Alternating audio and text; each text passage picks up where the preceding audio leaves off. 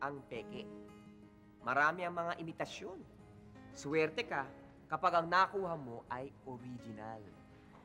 Ganyan din ang payo ko sa mga babaeng medyo pihikan sa pagpili ng lalaki. Kasi baka yung sa kakapili mo mapili mo, makapili. Ano ngayon yung makapili? Ano pa? Di ito yung mga traidor sa aming mga lahi. Ha? Yung akala mo kakampi naming mga lalaki, yung pala taksil na muher. In short, closet queen. Meaning, patagong bading. Pero, paano makikilatis ang mga tubog sa ginto? Marami mga palatandaan na dapat ninyong malaman. Kaduda-duda ang pagkalalaki ng isang lalaki na may paez siyang magsalita. Panoorin niyo po. Sweetheart, pasensya ka na kasi masyado akong busy. Kaya pwede next time na lang or some other time. Sweetheart naman, lagi ka naman walang time sa akin Sweetheart, you should understand that. Kasi alam mo naman matagal na tayong engaged. Di ba? Kaya hindi ka na dapat nagseselos.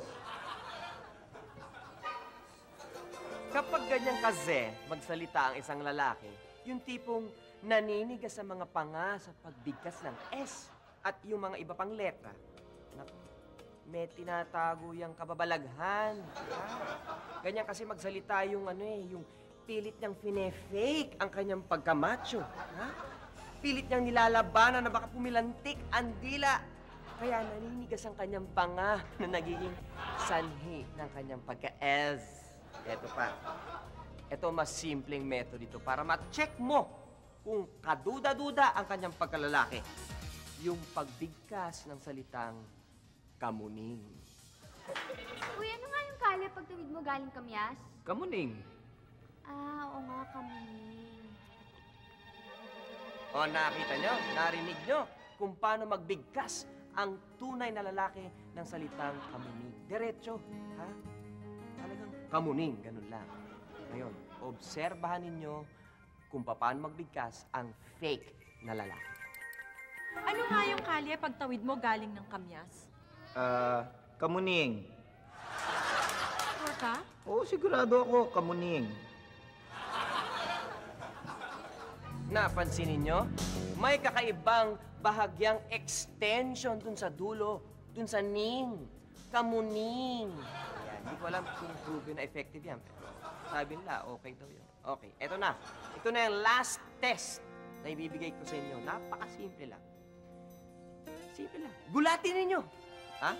Dito, siguradong kahit gaano katigas ng panga niya at kahit gaano katigas at kalaki ng boses niya, siguradong malalaman mo ang tunay na kulay ng kanyang dugo.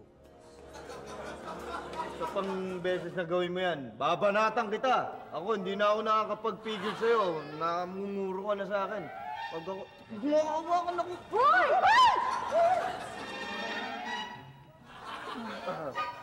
Bakit?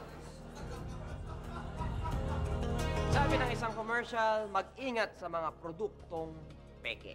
Marami kasing mga nabibihisan o nababalutan lang ng panlabas na kaanyuan. Madayang tingnan, parang alahas na tubog sa ginto. Kaya sa susunod, huwag kayo magpapalo.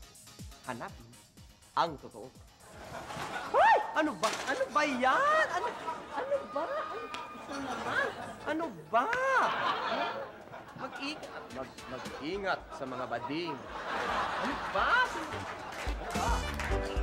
Pep, ano yung happy tree? Awat, awat, awat.